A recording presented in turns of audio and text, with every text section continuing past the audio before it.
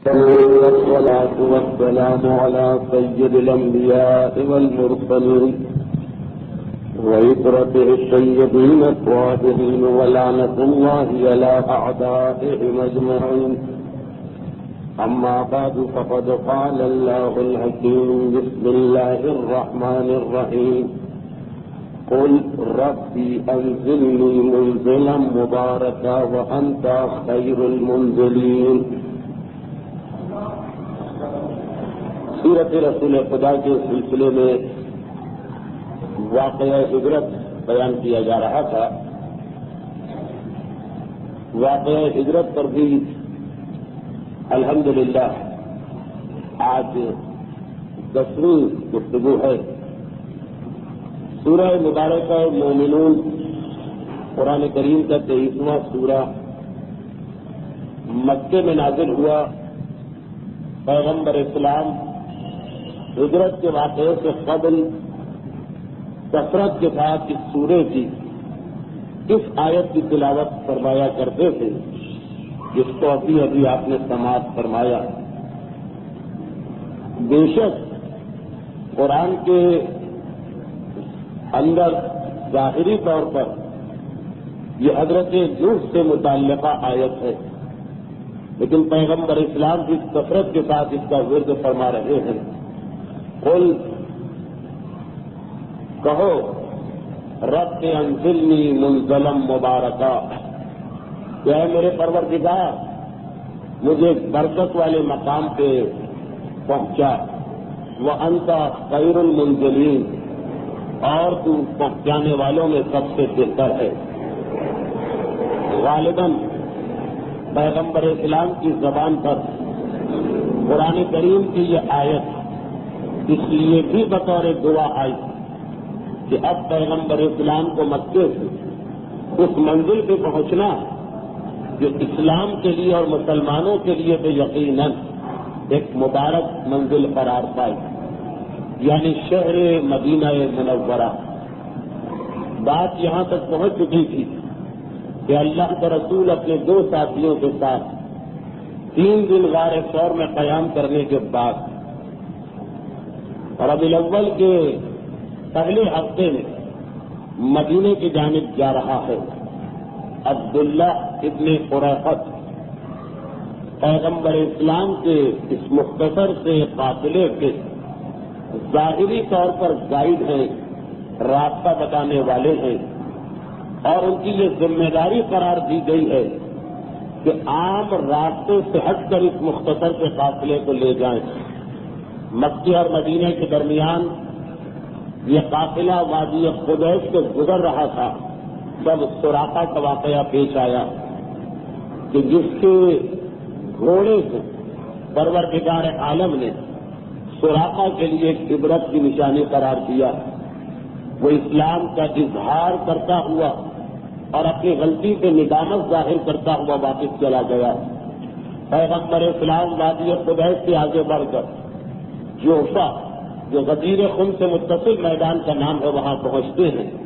سورہ قصص کی وہ آیت نازل ہوتی ہے جس میں پیغمبر اسلام کو یہ مشدہ اور بشارت دی جاتی ہے کہ اے حبیب ان الذی فرض علیک القرآن، وہ پروردگار کے جو لوح محفوظ سے قرآن کو تم پہ اتار چکا ہے تمہیں بھی ایک دن واپس تمہارے شہر مکے میں لے جائے گا. یہ قافلہ مزید آگے بڑھا تو بریدہ کا واقعہ پیش آیا کہ جو آپ نے گزشتہ منگل کی تقریر کے اختتام میں سماعت فرمایا. مدینے کا آدھے سے زیادہ راستہ طے پا چکا اور یہ قافلہ جس میں پیغمبر اسلام و عبداللہ ابن قریقت و حضرت ابو بکر چلتے چلتے اس ایک منزل پہ پہنچا کہ جہاں پیغمبر اسلام کی ذات سے ایک ایسا معجزہ ظاہر ہوا کہ جو کربلا کے واقعے تک ایک معجزے کے طور پہ اس مقام پر موجود رہا. وادی قدیش میں نے عرض کیا تھا کہ خاصی طویل وادی ہے. اس کے بالکل اختتام سے ایک چھوٹا سا قبیلہ رہا کرتا تھا. اس قبیلے میں ایک ایسی خاتون تھی کہ جنہوں نے اس زمانے کفر و جاہلیت میں اپنے آپ کو یہ لازم قرار دے دیا تھا کہ یہاں سے جتنے بھی مسافر گزریں گے جتنی میری حیثیت ہوگی میں ان کی مہمان نوازی اور خدمت کروں گی۔ ان خاتون کا نام تو عاتقہ تھا، لیکن وہ اپنے بیٹے کی وجہ سے معبد کہلایا کرتی تھی، اور تاریخ اسلام میں آج تک یہ واقعہ معبد کا واقعہ کہلاتا ہے۔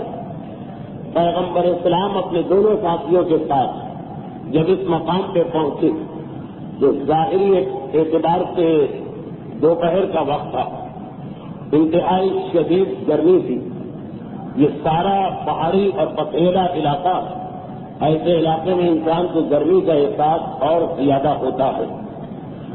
معبد اپنے مکان میں جو اس راستے کے کونے پہ واقع ہے بیٹھی ہے، ان کے شوہر عرب کے دستور و طریقے کے مطابق اپنے جانوروں کا گلہ لے کے اسے چرانے کے لیے گئے ہیں اور شام کو واپس آئیں گے۔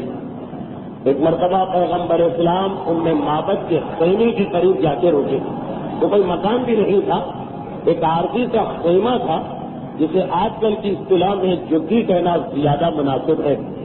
اپنے خیمے میں بیٹھی ہے معبد، پیغمبر اسلام وہاں پہنچے۔ اب معبد کو کچھ نہیں پتا کہ یہ کون شخص ہے، نہ ہی ان کو یہ پتا ہے کہ مکے میں کیا ہو رہا ہے یا مدینے میں کیا ہو رہا، کیونکہ یہ جملہ آپ نے بار بار سنا کہ یہ جو راستہ ہے یہ ایک ایسا راستہ کہ جس پر مکے اور مدینے والے مسافر سفر نہیں کیا کرتے، تو چھوٹے چھوٹے دیہاتوں کو یہ راستہ جاتا، مکے مدینے والا کوئی آدمی یہاں سے نہیں گزرتا۔ تو معبد کو نہیں معلوم کہ کیا ہو رہا ہے عرب کے اندر۔ پرانا زمانہ ہے کہ ریڈیو، ٹیلی ویژن اور اخبارات کا دور بھی نہیں ہے۔ پیغمبر اسلام وہاں جا کے رکے کیونکہ دوپہر کا وقت ہے، تھوڑی دیر آرام کرنے کے خاطر جب وہاں پہنچے تو ایک مرتبہ پیغمبر اسلام نے ان خاتون سے نام پوچھا، انہوں نے اپنا نام بتایا۔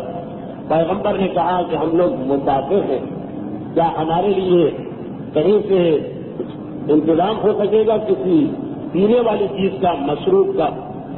سفر کی حالت میں ویسے بھی انسان کھانے سے ذرا پرہیز کرتا۔ اچھا، عرب کے ماحول میں یہ یاد رکھیے کہ پانی بہت کم استعمال کیا جاتا ہے، اس لیے کہ ملتا ہی نہیں۔ زیادہ تر مسافر بھی اس موقع پہ دودھ کو استعمال کرتے۔ معبد نے کہا کہ اے شخص، میری تو ساری زندگی کا طریقہ یہ رہا ہے کہ میں مسافروں کی خدمت کرتی ہوں، لیکن یہ قحط کا زمانہ، وہ زمانہ واقعاً قحط کا زمانہ تھا، اور ہمارے جانور غذا نہ ملنے کی وجہ سے اتنے کمزور ہو چکے کہ بمشکل تمام اتنا دودھ دیتے ہیں کہ ہمارے خاندان کا گزارا ہوتا۔ اس وقت میرے پاس کچھ نہیں۔ پختہ عمر کی خاتون ہے معبد، پیغمبر اسلام نے دیکھا کہ خیمے کے کونے میں دبلی پتلی لاغر بکری بندھی ہوئی۔ کہا کہ یہ بکری، اس سے ہم کو دودھ مل سکتا؟ معبد کو مسکرا کے کہتی کہ یہ بکری تو اس قابل بھی نہیں کہ اس کو چرنے کے لیے جنگل میں بھیجا جائے، اتنی کمزور اور بیمار ہے، اسی لیے میرا شوہر اس کو یہاں چھوڑ کے گیا، اس سے ہمیں آج تک کوئی دودھ نہیں ملا۔ پیغمبر اسلام نے جب اجازت ہو تو میں کوشش کروں۔ معبد نے کہا کہ تمہاری مرضی۔ پیغمبر اسلام قریب آئے۔ معبد ایک مہمان نواز خاتون ہے۔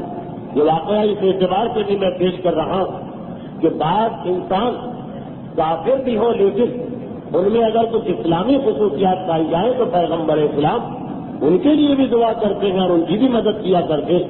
آگے بڑھے پیغمبر اسلام اور ایک مرتبہ اس بکری کی کمر پہ ہاتھ رکھا۔ پروردگارہ معبد کی بکریوں میں برکت فرما، پہلے تو یہ دعا مانگی، اور اس کے بعد پیغمبر اسلام نے معبد سے کہا کہ اگر کوئی برتن یا پیالہ ہے تو لے کے آؤ۔ عرب میں قبل اسلام بھی یہ دستور تھا اور بعد اسلام بھی یہ دستور چلا آ رہا ہے آج تک کہ اجتماعی طور پہ کھانے اور پینے کی چیزیں استعمال کی جاتی ہیں۔ تو عام طور پر عربوں کے یہاں کھانے کی چیز بھی پلیٹ میں نہیں آئے گی، کسی بڑی خاص وغیرہ میں یا کسی بڑی ٹرے میں آئے گی تو بیک وقت 4، 5، 7 آدمی کھائیں، اور پیالے بھی ان کے اتنے بڑے ہوں گے کہ ایک کے بعد دوسرا، دوسرے کے بعد تیسرا آدمی اسی سے پانی یا دودھ کو نوش کرے۔ تو معبد خالی پیالہ کا پیغمبر اسلام کے سامنے رکھا۔ پیغمبر اسلام نے پیالہ اٹھایا، بکری کے تھنوں سے دودھ دویا اور پورا پیالہ اس دودھ سے بھر گیا۔ معبد انتہائی حیران کہ جو بکری دودھ کا ایک قطرہ نہیں دیا کرتی اور جو نظام فطرت ہے اس سے بھی یہ ہٹی ہوئی بکری، اس کے باوجود اتنا دودھ نکل کہاں سے آیا کہ یہ پورا پیالہ بھر گیا۔ پیغمبر اسلام نے یہ دودھ پہلے اپنے ساتھیوں کے حوالے کیا. ان کے پینے کے بعد معبد سے کہا کہ اب یہ دودھ پیو, اور معبد نے جب دودھ پی لیا تو اس کے بعد ایک روایت یہ ہے کہ پیغمبر نے اس دودھ کو نوش فرمایا, اور ایک دوسری روایت یہ ہے کہ یہ دودھ ختم ہو گیا تھا. معبد قحط کی وجہ سے کتنے دنوں کی پیاسی تھی. پیغمبر اسلام نے دوبارہ دودھ کو دھویا, پیالے میں جمع کیا, اسے نوش کیا, اور آخر میں جملہ کہا کہ ساقی القوم آخرہم, کسی بھی قوم کے ساقی کو یا کسی بھی قوم میں کسی چیز کو تقسیم کرنے والے کو اپنا حصہ سب سے آخر میں لینا چاہیے. اس کے بعد جو پہلی روایت میں نے عرض کی کہ پیغمبر نے اسی پیالے سے دودھ نوش کیا تھا, تو اس روایت کے مطابق پیغمبر نے دوبارہ اس بکری کے سوکھے اور خشک تھنوں سے پورے دودھ کے پیالے کو بھرا اور معبد کے حوالے کیا کہ اسے رکھ لو, تمہارے کام آئے گا. اور جو دوسری روایت میں نے پڑھی کہ نہیں, پیغمبر نے پہلا دودھ معبد کو دینے کے بعد اپنے لیے دوبارہ تازہ دودھ دھویا, اور اس کے بعد تیسری مرتبہ دودھ کے پیالے کو بھرا اور یہ پیالہ معبد کو دیا. معبد ایک ایسے علاقے کی رہنے والی جو انہیں پتا کہ جانوروں کا طریقہ کار کیا ہوتا, یقین نہیں آ رہا, مگر پیغمبر اسلام کا یہ معجزہ دیکھتی تو ایک مرتبہ خیمے کے دوسرے کونے میں گئی اور وہاں سے ایک بچے کو ہاتھ میں اٹھا کے لائی. 7 سال کا بچہ تھا, لیکن بقول علماء اسلام کے بالکل ایک گوشت کے لوٹنے کی مانند تھا, اس لیے کہ یہ بچہ نہ چل سکتا تھا نہ بول سکتا, ایک کونے میں پڑا رہتا تھا جیسے گوشت کا ایک ٹکڑا پڑا ہوا. معبد نے پیغمبر اسلام کے قریب اس بچے کو لے آیا اور کہا کہ اے شخص, مجھے نہیں پتا کہ تو کون, لیکن میں نے تیری ایک کرامت دیکھی, تو میری دوسری درخواست اس سے کہ میرا یہ بیٹا جب سے پیدا ہوا ہے معذور ہے اور اس حالت میں ہے. ماں بہرحال ماں ہوتی ہے, چاہے اس کے بیٹے کی حالت کتنی ہی خراب کیوں نہ. میری تمنا یہ ہے کہ میں اپنے بیٹے کو چلتے پھرتے ہنستے بولتے دیکھوں. پیغمبر اسلام اس وقت ان کھجوروں نے پیٹ کو اٹھا چکے جو معبد نے یہ معجزہ دیکھنے کے بعد پیغمبر کے ساتھیوں کے آگے رکھی. 3 کھجوریں تھی پیغمبر اسلام کے ہاتھوں میں آ چکی. پیغمبر نے آدھی کھجور کو نوش کیا اور آدھی کھجور کو چبایا. چبانے کے بعد اس بچے کے منہ میں اس کھجور کو ڈالا. جیسے ہی یہ کھجور اس بچے کے منہ میں پہنچی, تمام علماء اسلام متفق ہیں, بس ایک مرتبہ یکایک اس میں قوت گویائی بھی آئی اور یہ بات کرنے لگا, اور یکایک اس میں قوت حرکت بھی آئی اور یہ چلنے پھرنے لگا.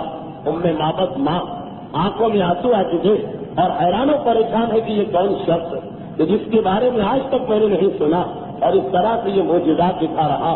پیغمبر اسلام نے جب معبد کی حالت کو دیکھا کہ یہ عورت فطرتاً شریف, مہمان نواز, دوسروں کا خیال کرنے والی, مگر اس غربت کے عالم میں دن گزار رہی, تو پیغمبر اسلام نے تیسرا معجزہ معبد کی جھوپڑی کے سامنے ظاہر کیا. جو کھجور پیغمبر اسلام نے خود آدھی نوش فرمائی تھی اور آدھی بچے کو چبائی تھی, اس کی گٹھلی کو پیغمبر اسلام نے ایک مرتبہ خیمے کے سامنے زمین کھود کے دفن کیا اور پیغمبر چلے گئے. اب یہ معجزہ مکمل اگلے دن ہوا کہ اگلے دن جب معبد اپنے دستور کے مطابق جو ان کے اٹھنے کا ٹائم ہوتا ہوگا, اس وقت میں بستر سے اٹھ کے خیمے کے باہر آئی تو حیران و پریشان ہو گئی. جہاں کل اس آنے والے اجنبی مہمان نے کھجور کی ایک گٹھلی کو بویا تھا, وہاں پہ کھجور کا ایک درخت اس انداز سے کھڑا ہوا کہ اس میں پھل بھی نمودار ہو چکے. کھجور کے درخت پہ تو جوان ہونے میں وقت لگتا اور اس کا پھل دینا بھی خاصا وقت لیتا. تازہ تازہ کھجور کے خوشے, تازہ تازہ کھجور کے گچھے اس درخت میں لٹک رہے. اور اتنا ہی نہیں, معبد حیران کہ جو میں دیکھ رہی ہوں یہ میری آنکھوں کو دھوکہ تو نہیں ہو رہا. صحرائی علاقہ, پتھریلا علاقہ, دور دور تک سبزے کا نام و نشان نہیں تھا, لیکن کل وہ جو اجنبی مہمان کھجور کی گٹھلی کو بونے کے بعد ہاتھ دھو کے اس پانی کو چھڑکاؤ کر کے گیا, جہاں جہاں تک اس کے ہاتھوں کی حرکت پہنچی تھی آج وہاں سبزہ اگا ہوا نظر آ رہا اور انتہائی دل فریب اور انتہائی بھینی خوشبو. یہاں پہ علماء اسلام نے اپنے قلم کو روک لیا, لیکن ہمارے یہاں کی کتابوں میں روایت آگے بڑھی, بلکہ بعض علماء اہل سنت نے بھی اس روایت کو پورا نقل کیا کہ معبد کے بھانجے یہ کہتے, جو مسلمان ہو گئے تھے بعد میں, وہ بھانجے یہ کہتے کہ میں نے اپنی خالہ سے سنا تھا کہ ایک مرتبہ ایک مسافر ان کے یہاں آیا تھا اور اس مہمان کی اتنی برکتیں ان کے گھر کو ملی تھی، لیکن یہ تو میں نے اپنی آنکھوں سے دیکھا کہ کھجور کے اس درخت میں جس کثرت کے ساتھ پھیلایا کرتے کہ سارا آس پاس کا علاقہ بلکہ دور دور سے لوگ چل کے اس درخت کے پھل کو جن کھجوروں کو لینے آتے، کیونکہ ان کھجوروں کی خصوصیت یہ تھی کہ بھوکا کھا لے ایک دانہ اس کا پیٹ بھر جاتا، پیاسا آدمی اس کھجور کو کھا لے اس کی پیاس بجھ جاتی، بیمار اگر اس کھجور کو کھا لے تو اسے شفائے کاملہ حاصل ہو جاتی، حتیٰ یہ کہ اس کھجور کے درخت کی پتی اگر کوئی اونٹ یا اونٹنی یا بکری نوش کر لے تو کثرت کے ساتھ دودھ دینے لگتی۔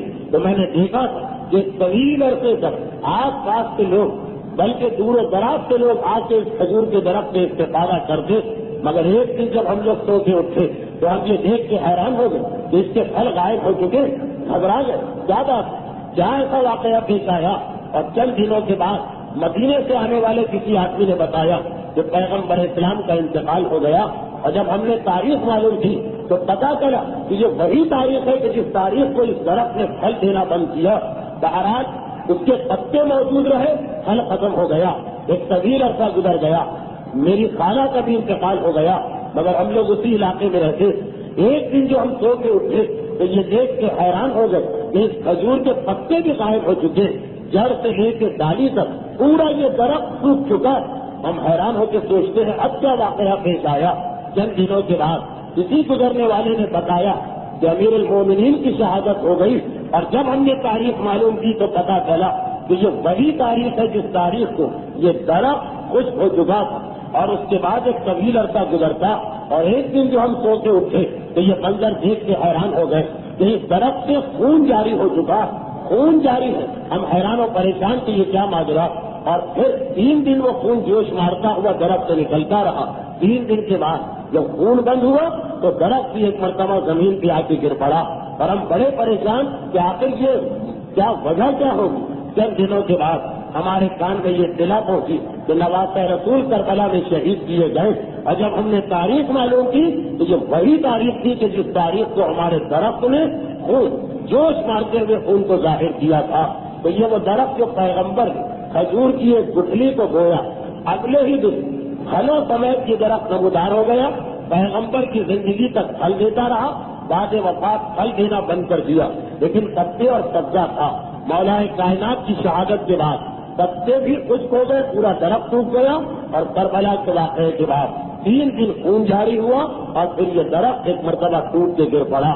اور ام معبد کی وہ بکری کہ جسے پیغمبر اسلام نے اپنے ہاتھوں سے مس کیا تھا اور 3 یا 2 مرتبہ دودھ کو حاصل کیا تھا، وہ بکری بھی عرب میں ایک معجزہ بن گئی، اس لیے کہ سن 18 ہجری تک یہ آپ کے ذہن میں ہے کہ یہ واقعہ جب پیش آ رہا، یہ اسی زمانے میں واقعہ پیش آ رہا کہ جب ہجرت پیغمبر کر رہے 18 ہجری تک یہ بکری باقاعدہ دودھ دیتی رہی، اور اس کے بعد پھر ایک مرتبہ اس پورے علاقے میں ایک وبا پھیلی جس سے سارے جانور مرے اور یہ بکری بھی مر گئی۔ 18 سال متواتر اس بکری کا دودھ دینا، جب کہ ویسے ہی یہ بکری بہت بوڑھی ہو چکی تھی، یہ بھی اس علاقے کے لوگوں کو پیغمبر اسلام کا اعجاز یاد دلاتا رہا۔ تو بہرحال ام معبد کے گھر میں جو اس وقت تک ایک کافرہ تھی، بعد میں چند دنوں کے بعد اس نے اور اس کے شوہر نے اسلام قبول کیا، مگر اس وقت تک کافرہ تھی۔ کافرہ بھی اگر ان انسانی خصوصیات کو رکھتی ہے کہ جو اسلام کے دامن میں موجود ہیں، تو پیغمبر اسلام اس کے حق میں دعا بھی کرتے ہیں اور اس کے گھر میں برکتیں بھی عطا کرتے ہیں۔ پیغمبر اسلام ایک مرتبہ ام معبد کے گھر کو اس کی قسمت کو سوار کے آگے چلے اور شام ہو گئی۔ اب پیغمبر اسلام مدینے کے خاصا قریب پہنچتے جا رہے ہیں۔ یہاں تاریخ یہ کہتی کہ شام کے وقت ایک مرتبہ اس کا شوہر واپس آیا۔ جب شوہر گھر میں داخل ہوا تو سب سے پہلے اس کی نگاہ اس دودھ کے بھرے ہوئے پیالے پہ پڑی تو حیران ہو گئے، کہا کہ یہ دودھ کا پیالہ قحط کا زمانہ، ایک ایک دانے کھجور کی اہمیت ہے، اور کہا یہ کہ اتنا بڑا پیالہ دودھ سے بھرا ہوا۔ حیران ہو کے کہا یہ دودھ کہاں سے آ گیا؟ ام معبد نے اس بکری کی جانب اشارہ کیا کہ یہ اس بکری نے دودھ دیا۔ شوہر تو یقین نہیں آ رہا، مجھ سے مذاق کر رہی، یہ کیسے ممکن ہے کہ ایسی بکری جو اتنی ضعیف ہے کہ چرنے کے لیے نہیں جا سکتی اور اس سے یہ دودھ جاری ہو جائے؟ بتاؤ تو صحیح واقعہ کیا پیش آیا۔ ام معبد نے ایک مرتبہ پورا واقعہ سنانا چاہا، مگر کس انداز میں کہ آج تک تاریخ اسلام کے اوراق میں یہ کہا جاتا کہ معبد نے جو جملے کہے وہ جناب ابو طالب نے مکے میں جو پیغمبر کی تعریف کی، ہجرت کے واقعے کے بعد یہ اسلام کی پہلی نعت ہے، پیغمبر کی تعریف ہے۔ معبد کہتی ہے کہ میرے شوہر رأیت رجلا ظاہر الوضاحت وابلج الوجه وحسن الخلق وسیم قسیم ازج اقرن لم تعب ثلجة ولم تذر بی بلجة فی عینیہ وعج وفی اشعارہ مدح وفی لحیتہ کثافۃ وفی صوتہ سہل وفی عنقہ سطح اذا قامت وعلیہ الوقار واذا تکلم سما وعلاه البهاء اجمل الناس وابهاه من بعید واحلاه واحسنه من قریب۔ ایک مرتبہ معبد کا قصیدہ شروع ہوا کہ اے میرے شوہر، میں نے دیکھا ایک ایسا شخص میرے خیمے میں داخل ہوا کہ جو انتہائی حسین ہے، جس کے جسم کی بناوٹ انتہائی مناسب ہے، جس کے چہرے پہ بشاشت ہے، وسیم القسیم خوش روح ہے اور خوش اندام ہے، اس کی آواز میں قسم کی کھنک ہے، اس کی گردن سراہی دار ہے۔ میں نے دیکھا کہ اس کی پلکیں گہری ہے مگر اتنی بھی نہیں کہ ایک دوسرے سے مل جائیں، اور اتنی ہلکی بھی نہیں ہے کہ نہ ہونے کے برابر نظر آئیں۔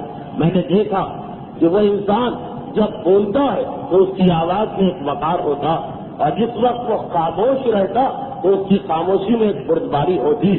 میں نے دیکھا کہ وہ انسان لا حضر ولا نظر، نہ تو بہت باتونی ہے کہ برا لگے، نہ بہت ہی کمزور ہے کہ تکبر محسوس ہونے لگے۔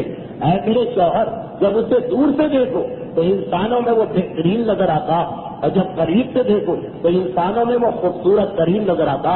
اے میرے شوہر، میں نے دیکھا اس مہمان کو جو میرے گھر میں داخل ہوا اس حالت میں کہ اس کا قد نہ اتنا اونچا اتنا لمبا ہے کہ برا لگنے لگے، نہ اتنا چھوٹا ہے کہ ایک حقارت انسان کے ذہن میں پیدا ہو جائے، نہ وہ اتنا موٹا ہے کہ برا لگے، نہ اتنا دبلا ہے کہ اس کا دبلا پن برا محسوس ہونے لگے۔ میں نے دیکھا اس کی حالت یہ ہے کہ حسن بین حسنین، جیسے دو شاخوں میں بلند شاخ ہوا کرتی ہے، اور وہوا انظر الثلاثۃ منظرا واحسنہم قدرا، تین آنے والوں میں سب سے بہترین شکل اس کی ہے اور سب سے زیادہ قدر و قیمت والا وہ لہو رفقاء یحبون بہ، اس کے ساتھی ہے جو اس کو گھیرے میں لیے ہوئے، اور ان قال انصتوا لقولہ وان امر تبادروا الی امرہ، جب وہ کہتا ہے تو اس کے ساتھی اس کی آواز کو سنتے ہیں، جب وہ حکم دیتا تو اس کے ساتھی حکم کی تعمیل میں دوڑ کے جاتے ہیں۔ لا محمود ولا معشود ولا عابس ولا مفنس، ایسا شخص ہے جو ہر ایک اس کی اطاعت کرنے کو تیار ہو، ہر ایک اس کی خدمت کرنے کو آمادہ ہو، نہ اس کے چہرے پہ غصے کے آثار ہیں اور نہ اس کی آواز میں کوئی سختی ہے۔ بے اختیار معبد کے شوہر کہنے لگا کہ یہ تو تم اس کے اوصاف بتا رہی کہ جو قریش والوں کا ساتھی ہے مگر آج کل مدینے میں اس کا انتظار ہو رہا، اچھا وہ یہاں سے گزرا ہے، میں بھی جاؤں گا اس کے استقبال کو۔ اور تاریخ اس کے بعد اس خاندان کے بارے میں ایک تو وہ درخت کا واقعہ بیان کرتی ہے، اور ایک یہ آخری جملہ کہ چند دنوں کے بعد شوہر مدینے میں گیا، پیغمبر اسلام کے ہاتھ میں اسلام قبول کیا، اور گھر آ کر واپس اپنے سارے خاندان کو دائرہ اسلام میں داخل کیا۔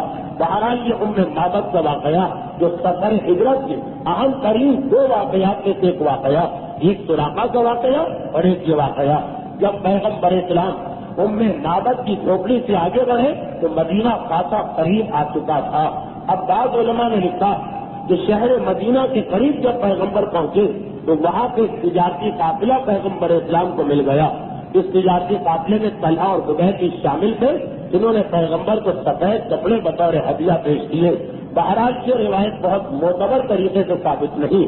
پیغمبر اسلام اس تجارتی قافلے سے ملاقات کرنے کے بعد اب جو آگے بڑھے تو قبا کی بستی قریب آ چکی ہے۔ قبا آج اگر کوئی آدمی مدینے میں جائے تو قبا اور مدینے میں کوئی فرق ہی نہیں، قبا مدینے کا ایک محلہ بن گیا، لیکن 1400 سال پہلے کا واقعہ اس وقت قبا مدینے کے باہر، مدینے سے کچھ میل کے فاصلے پر ایک شہر اسی طرح سے تھا کہ جیسے آپ کراچی سے ٹھگتا یا کراچی سے جھارو، اس انداز سے مدینے کے باہر کی ایک بستی تھی۔ اگرچہ قبا اور مدینے میں صرف 3 میل کا فاصلہ تھا، مگر بہرحال کے دو الگ الگ علاقے سمجھے جاتے تھے۔ اور خدا پیغمبر اسلام کے سفر کی آخری منزل، پھر پیغمبر یہیں ٹھہر گئے۔ تو چلتے چلتے زبیر اور طلحہ کے قافلے سے پیغمبر کی ملاقات ہوئی۔ ان دونوں نے پیغمبر کی خدمت میں سفید جوڑے بطور ہدیہ پیش کیے اور پیغمبر ان کو بھی خدا حافظ کہہ کے آگے بڑھے۔ اب خدا بستی بہت قریب آ رہی اور وہاں دوسری طرف مدینے کے حالات بھی ذہن میں لے کے آئیے۔ آپ کو یاد ہوگا کہ مسلسل یہ عرض کیا گیا کہ پیغمبر اسلام نے مکے کے مہاجرین کو حج کے بعد ہی سے روانہ کرنا شروع کر دیا تھا۔ 2.5 مہینے سے مہاجرین مسلسل مدینے میں آ رہے تھے اور ہر آنے والا یہ خبر لاتا تھا کہ اب پیغمبر بھی آنے کی تیاری کر رہے۔ اب تو بہت کم مسلمان مکے میں رہ گئے، یہاں تک کہ جو پیغمبر سے پہلے آخری مسلمان نکلے تھے انہوں نے بتایا کہ بھائی اب تو رسول کے علاوہ کوئی باقی نہیں ہے مکے کے اندر، کسی بھی لمحے رسول آنے والے۔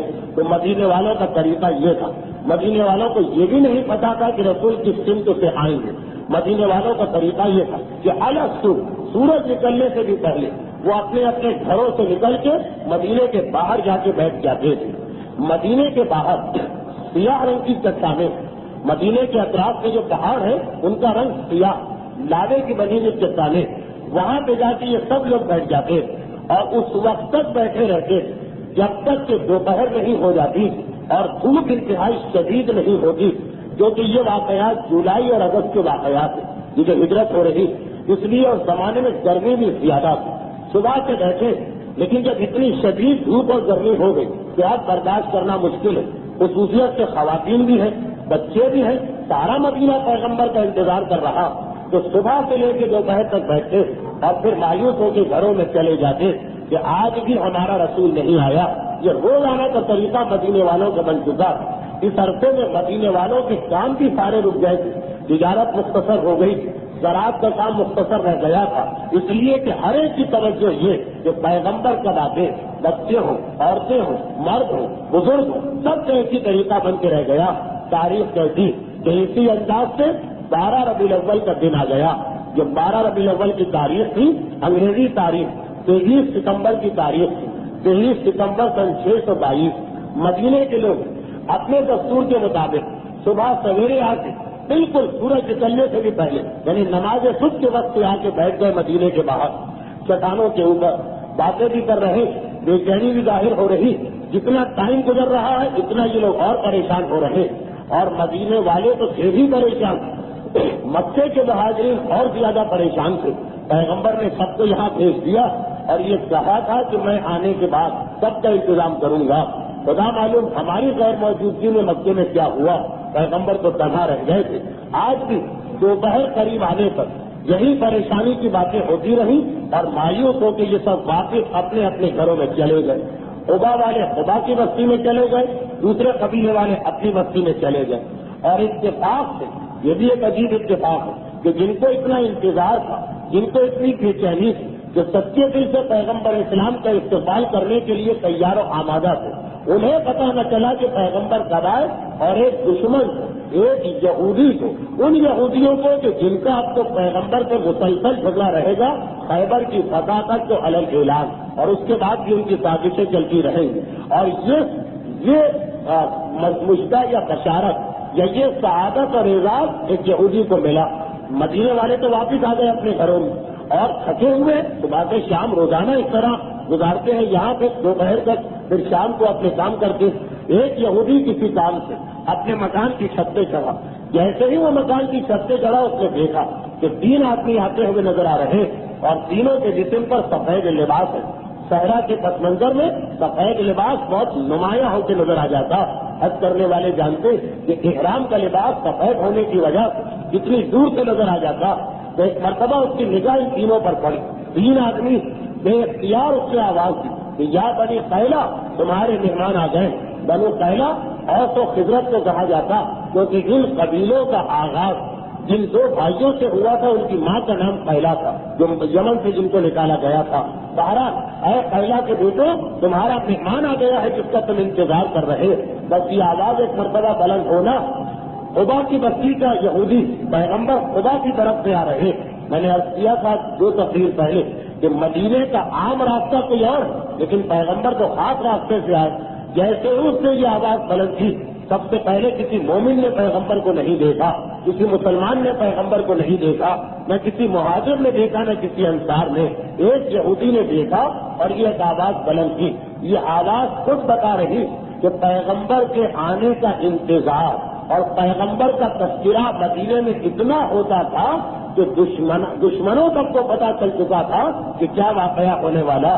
یعنی اب مدینے میں مسلمان اتنے طاقتور، جہاں مکہ جو اپنا شہر ہے پیغمبر کا، وہاں کوئی رسول کا نام نہیں لے سکتا، اور مدینہ جہاں رسول ابھی آئے بھی نہیں، اتنا تذکرہ ہوا کہ یہودی نے بھی پہچان لیا کہ 3 آدمی اگر آ رہے تو 3 تو وہی ہو سکیں گے کہ جو مکے سے نکلے تھے۔ جیسے کہ اس نے آواز دی، قبا کے لوگ دوڑ کے آئے۔ پرانے زمانے میں ہر شہر یا ہر گاؤں یا ہر دیہات ایک برادری کا ہوتا، ایک قبیلے کا، وہاں دوسرے قبیلے کا کوئی آدمی نہیں رہتا تھا۔ تو قبا کا پورا قبیلہ یا قصبہ یا قبا کا پورا شہر، ایک قبیلہ ہے عمر ابن اوس، یہ اوس قبیلے کی ایک شاخ ہے، ان کا یہ شہر تھا۔ وہ لوگ ایک مرتبہ ہتھیار سجا کے، جیسے ہی یہ آواز ان کے کانوں میں آئی، ہتھیار سجا کے دوڑے۔ عرب میں دستور کہ مہمان کا استقبال ہتھیار سجا کے کیا جاتا، تاکہ اس کو یہ ظاہر کیا جائے کہ ہم ہر طرح سے تمہاری مدد کو تیار ہے، حتیٰ یہ کہ اگر تم کسی دشمن سے بچ کے ہمارے پاس پناہ لینے کے لیے آئے تو ہماری تلواریں تمہاری حفاظت کریں گی۔ عرب میں جو پناہ دینے کا ایک تصور، تو یہاں بھی جیسے ہی قبیلے کے کان میں یہودی کی آواز پہنچی، سب ایک مرتبہ دوڑ کے نکلے جسم پہ ہتھیار سجے ہوئے، اور دیکھا کہ واقعات ہمارا مدعا، ہمارا مطلوب، ہمارا مقصود، ہمارا سردار آ رہا۔ اب انتہائی جوش و خروش کے ساتھ پیغمبر اسلام کا استقبال کیا اور پیغمبر اسلام کو قبا کی بستی میں لایا گیا۔ پیغمبر اسلام نے آتے ہی یہ بات کہی کہ مجھے تو جانا مدینے، لیکن جو کہ میں انتظار کر رہا ہوں اپنے بھائی علی کا، اس لیے جب تک علی نہیں آئے گا مجھے اسی قبیلے میں، اسی بستی میں قیام کرنا۔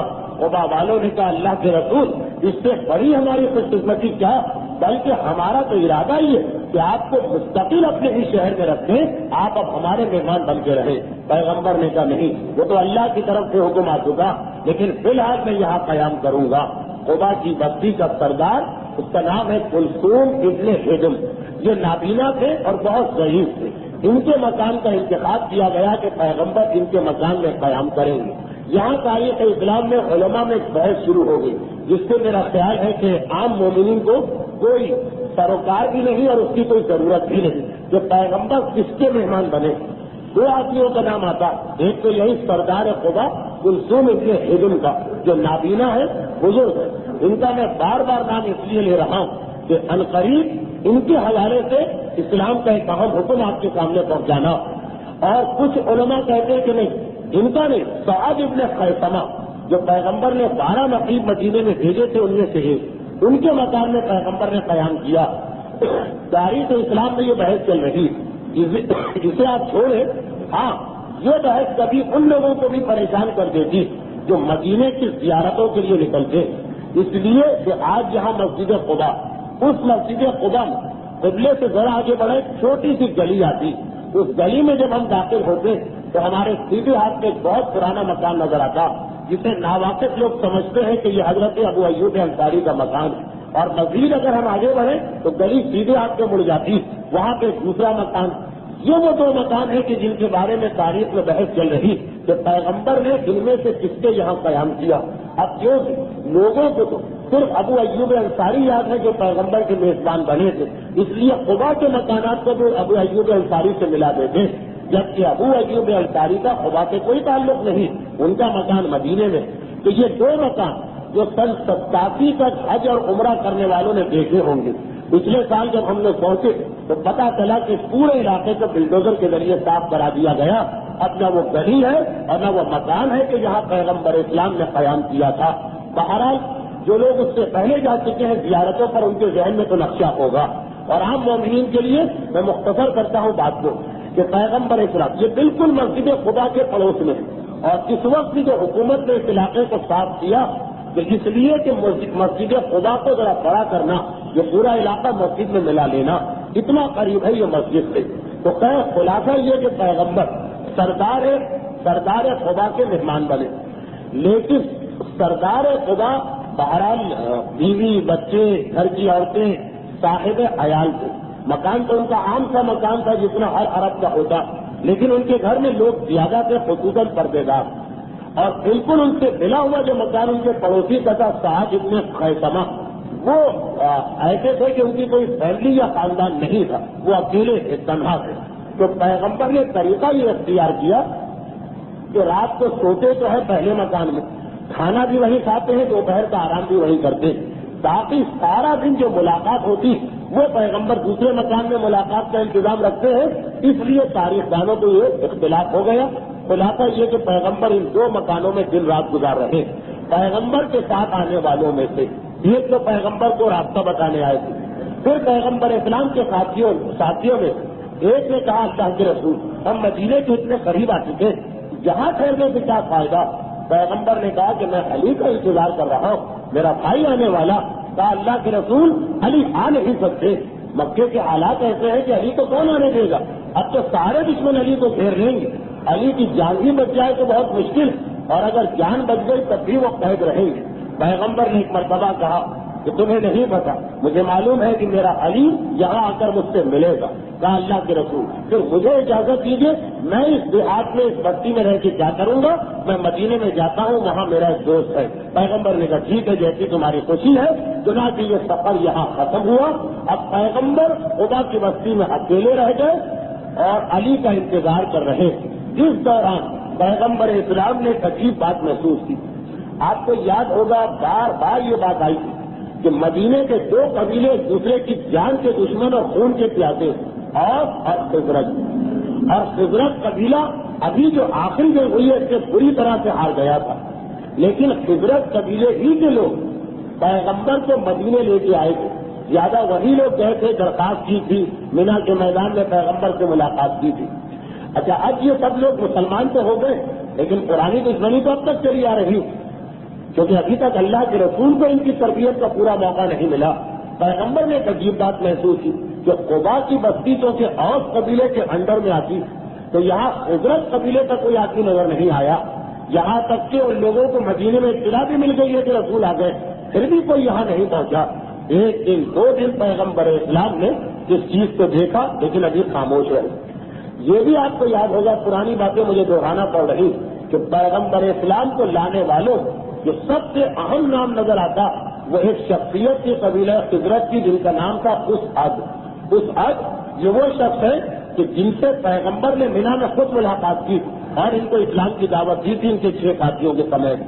یہی وہ شخص ہے جو موسیٰ ابن عمیر کو لے کے گئے تھے سردار مدینہ سعد ابن معاذ کے قبیلے میں, اور پھر وہاں انہوں نے اسلام قبول کیا اور ایک دم کنویں میں چھلانگ لگائی تاکہ فوراً غسل ہو جائے. اور یہ اسد وہی شخص ہے جنہوں نے پیغمبر کی اجازت سے مدینے میں نماز جماعت شروع کرا دی. یعنی پیغمبر کو لانے والوں میں سب سے زیادہ ان کا نام آتا, مگر یہ اتفاق سے دوسرے قبیلے کے تھے. خیر پیغمبر دیکھ رہے کہ مجھے آئے گئے 2 دن 3 دن 4 دن ہو گئے اور کوئی آیا ہی نہیں. جو بھی ملنے آ رہے اطلاع پا کے مدینے سے بھی لوگ آ رہے, وہ سب ایک ہی قوم کے لوگ آ رہے, ایک ہی قبیلے کے لوگ آ رہے. خیر پیغمبر ابھی خاموش ہے. ایک دن رات کو عشاء کے بعد پیغمبر اسلام اپنے دستور کے مطابق بیٹھک میں بیٹھے. ایک آدمی جو نقاب پوش چہرے پہ نقاب ڈالے ہوئے دستک دے کے پیغمبر کی بیٹھک میں داخل ہو گیا. سب نے تعجب سے دیکھا یہ نقاب پوش کون آیا. وہ پیغمبر کے قریب گیا, چہرے سے نقاب ہٹائی. پیغمبر نے دیکھا کہ یہ وہی ہے اس وقت اتنے زرارہ جو سب سے زیادہ پرجوش تھے, مجھے لانے والوں میں سب سے آگے آگے, اور جن کو میں نے مدینے کے مسلمانوں کا امام جماعت بنایا. پیغمبر نے کہا اسد تم اس طرح کیسے؟ کہا اللہ کے رسول آپ کو معلوم ہے کہ ہم لوگوں کا تعلق قبیلہ خزرج سے ہے, ہماری اور اوس قبیلے کی دشمنی چلی آ رہی ہے طویل عرصے سے. میں کر رہا تھا کہ اگر میں یہاں آیا تو ایسا نہ ہو کہ کسی بات سے کوئی اختلاف پیدا ہو جائے, تلواریں نکل آئے, پورے بھی ہو جائے. ابھی تو بالکل ابتدائی مرحلہ ہے آپ کا یہاں سے, میری وجہ سے فساد نہ ہو جائے. مگر اللہ کے رسول جیسے جیسے دن گزر رہے تھے میرا دل تڑپا جا رہا تھا, میں بے چین ہو رہا تھا. میرا دل نہیں مان رہا تھا کہ آپ یہاں تک آ گئے. میں جو آپ کی محبت میں مکے کئی دفعہ ہو کے آیا اور آپ میرے شہر کے برابر میں ٹھہرے, میں جہاں نہیں آ سکتا. آخر آج میں نے دل کڑا کیا, چہرے پہ نقاب ڈالی اور آ ہی گیا کہ خیر جو ہوگا اس کو میں بھگت دوں گا. پیغمبر اسلام نے ایک مرتبہ کہا سر یہ تم نے کیا کہہ دیا؟ اسلام کے آنے کے بعد اب اس قسم کی دشمنیوں کی گنجائش کہاں؟ ایک مرتبہ پیغمبر نے پوری بیٹھک بھری ہے جو کہ عشاء کے بعد کی محفل، اس میں تو لوگ اور زیادہ آ جاتے. پیغمبر نے کہا کہ اے قبیلہ اور جو میں کیا سن رہا ہوں، ایک ایسا مسلمان تمہاری بستی میں قدم رکھتے ہوئے ڈرتا. ایک مرتبہ سارے قبیلے نے کہا اللہ کے رسول ہم سب اس کو پناہ دیتے، آپ ہماری طرف سے گواہ بنیے. پیغمبر نے کہا نہیں، یہ نہیں، تم میں سے کوئی آدمی اپنے کندھے پہ ذمہ داری لے، کیونکہ اجتماعی پناہ میں تو یہ ہوتا کہ بعد میں اگر کوئی نقصان پہنچ گیا تب کہیں گے ہمیں کیا پتا، ہمیں تو معلوم ہی نہیں. پیغمبر نے کہا نہیں، تم میں سے ایک آدمی کھڑا ہو کے وعدہ کرے. وہی سعد ابن خیثمہ جن کے مکان میں پیغمبر تھے اور اویم ابن سعدہ، اللہ کے رسول یہ ہماری ذمہ داری. قرآن کریم کی ایک آیت آئی فَأَلَّفَ قُلُوبَكُمْ فَأَلَّفَ بَيْنَ قُلُوبَكُمْ، اللہ نے تمہارے دلوں کو ایک دوسرے سے ملا دیا جبکہ تم آداء، پہلے تم دشمن تھے. اللہ کی اس نعمت کو یاد رکھو. تو وہ اسی واقعے کے بارے میں آیت نازل ہوئی جو پیغمبر نے حضرت کے بڑے سردار کو بلا کے اوس کے قبیلے میں بنا دی اور پھر ایک مرتبہ کہا آج سے اپنی ساری دشمنیوں کو بھول جاؤ، ختم کرو دشمنی. تم آدان اللہ بین قلوبکم بنعمت اللہ، اللہ کی نعمت سے آج سے تم ایک دوسرے کے دوست بن گئے ہو. اور پھر ایک مرتبہ آمد و رفت کا سلسلہ جاری ہوا.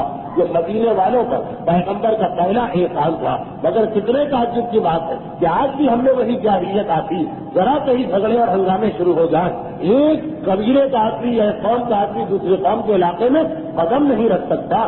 واقعاً جس طرح اسد 1400 سال پہلے نقاب پہن کے گئے تھے اس طرح سے گزرنا پڑتا ہے. وہ پیغمبر کا احسان کہ تم آداء فألف بین قلوبکم، تمہاری دشمنیوں کو اللہ کے رسول نے ختم کیا. فاصبحوا بنعمتہ، اللہ کی نعمت سے تم ایک دوسرے کے دوست بن گئے اور ہم اس نعمت کو ٹھکرا رہے ہیں. دوبارہ وہی ابو جہل و ابو لہب کا طریقہ ہم میں آ رہا ہے. اب پیغمبر اسلام فرماتے کہ میں علی کا انتظار کر رہا ہوں اور وہاں دیکھیے کہ علی سے کیا گزر رہی. اس لیے کہ یہ بھی روایت میں ہے کہ قبا بستی میں آتے ہی پیغمبر نے فوراً خط لکھا علی کے نام اور اپنے صحابی بلکہ غلام جن کا نام ابو واقف، ان کے ذریعے یہ خط بھجوایا کہ دوڑ کے مکے جاؤ اور علی سے کہو کہ اب وقت ہجرت آ گیا. اس خط میں پیغمبر نے لکھا تھا کہ اے علی تم خواتین کو لے کے، یہ وہ وصیت ہے جو پیغمبر غار ثور میں کر چکے، خواتین کو لے کے آ جاؤ اور خاندان بنی ہاشم میں اور کوئی اگر علی کو تیار تو اسے بھی اپنے ساتھ لے کے آؤ، آخری قافلہ تم کو لانا. ابو واقف یہ خط لے کے مکے کی جانب چلے. اب آئیے ایک مرتبہ مکے میں دیکھنے کی کیا ہو رہا. آپ کو یاد ہوگا اس رات کو پیغمبر اسلام علی سے آخری مرتبہ ملے اور یہ کہا تھا کہ اے علی کل صبح ہجرت کریں گے، تم مکے والوں کو امانتیں دے کے میرے پاس آ جانا. اس رات کو پیغمبر میرے مولا کے سپرد 4 کام کیے تھے. تو اب جو اگلے دن جب پیغمبر غار ثور سے نکل کے وادی خدیج سے ام معبد کے مکان کی جانب بڑھ رہے، اس دن صبح سویرے میرے مولا نے حکم پیغمبر کی تعمیل کرنا شروع کی. پہلا کام تو پیغمبر نے یہ حوالے کیا کہ امانتوں کو واپس کرنا. یہ شب ہجرت پیغمبر نے نہیں کہا، یہ شب غار ثور میں پیغمبر نے کہا. اور اسی رات کو پیغمبر نے علی سے جملہ اور کہا جسے ابن تیمیہ جیسے متعصب مورخ نے شب ہجرت سے ملا کے علی کے بستر رسول پر سونے کو فضیلت بھی قرار نہیں دیا. پیغمبر نے کہا تھا کہ اے علی لن یصلوا الیک الآن، اے علی آج کے بعد یہ لوگ تمہیں کوئی نقصان نہیں پہنچا سکتے. تو آپ کو یاد ہوگا ابن تیمیہ نے کہا کہ شب ہجرت پیغمبر نے علی کو جب یہ بتا دیا تھا تو اب علی کے سونے میں کیا کمال ہوا جب علی کو پتا چل گیا کہ مجھے کوئی نقصان نہیں پہنچے گا. یہ ایک الگ بات ہے کہ اتنا یقین ہی کر لینا کسی کی بات پر، یہی سب سے بڑی فضیلت ہو جایا کرتی. مگر تاریخ یہ بتاتی کہ یہ پیغمبر نے اس رات کو کہا ہی نہیں تھا. اس رات کو تو کہا تھا کہ تمہیں جان خطرے میں ڈالنا. یہ پیغمبر نے غار ثور کی آخری رات میں جملہ کہا تھا. میں بار بار کیوں اس کو دوہرا رہا ہوں، ان قریب اس کی ضرورت پیش آئے گی.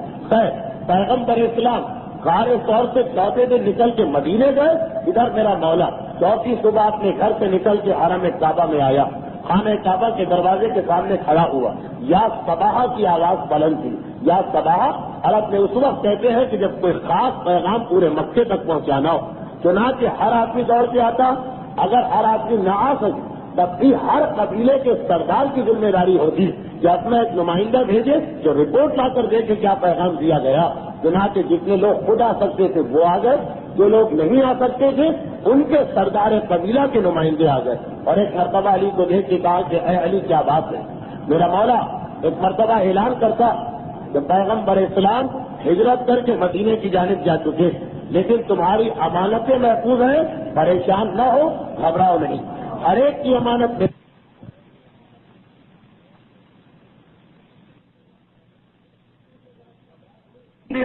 گھبرائے ہوئے تھے کہ جس کو ہم صادق و امین سمجھتے تھے وہ چلا گیا ہے مکے سے, اور ہماری امانتوں کی کوئی نشانی یا ہماری امانتوں کا کوئی پتہ نہیں.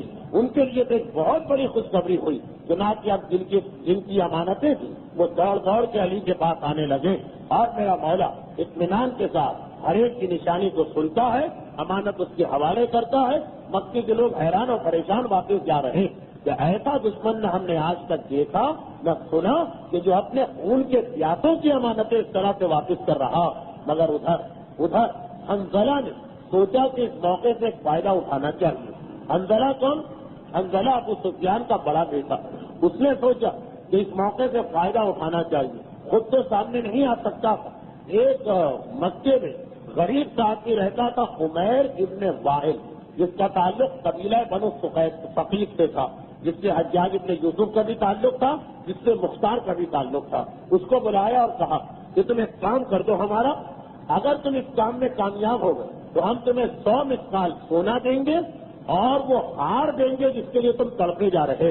جس کی بیوی کو بڑی تمنا تھی کہ ابو سفیان کی بیوی جو ہار پہنتی ہے, ہندا کے گلے میں ایک ہار تھا, ہندا کے گلے میں ایک ہار تھا جس کا اپنا وزن 10 مثقال تھا. 10 مثقال کا مطلب ہوا 35 گرام سونے کا ہار تھا.